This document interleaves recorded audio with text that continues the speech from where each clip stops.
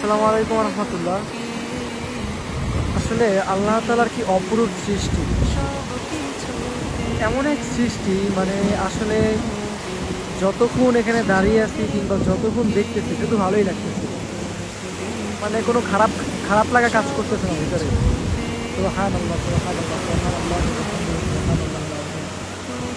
একটাবার যদি মানে চিন্তা করে দেখি কিংবা চিন্তা করে দেখে, এমন একটা জিনিস মানে যতক্ষণ দাঁড়িয়ে আছি কিংবা যতক্ষণ দেখতেছি শুধু ভালো লাগা বাড়তি আছে, শুধু ভালোই লাগতেছে। সত্যি কথা আল্লাহি মানে একটু সময়ের জন্য মানে খারাপ লাগতেছে না। আর মনে শুধু মন চাচ্ছে কি এখানে থেকে যায় কিংবা মানে সারাদিন দাঁড়িয়ে দাঁড়িয়ে এই সাগর পাড়ের এই ঢেউগুলোই দেখি, এই গর্জনগুলোই শুনি। সুবহানাল্লাহ। আসলে আল্লাহ তাআলা যে কি অপরূপ সৃষ্টি করছে আমাদের জন্য, কি অপরূপ জিনিস আমাদের জন্য আছে, ভ্রমণ না করলে এগুলো আসলে দেখা সম্ভব না কিংবা বোঝা সম্ভব না। সুবহানাল্লাহ।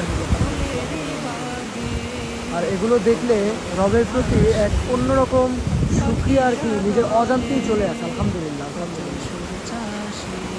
সুবহানাল্লাহ। শুধুমাত্র একটাবার রিয়েলাইজ করেন, শুনেন যে সমুদ্রের যে গর্জনগুলো, একটা ঢেউ কতটা সুন্দর, কতটা শ্রুতিমধুর। ডাকে সুরে সুরে হাকে, সবে তোমায় ডাকে সুরে সুরে হাকে।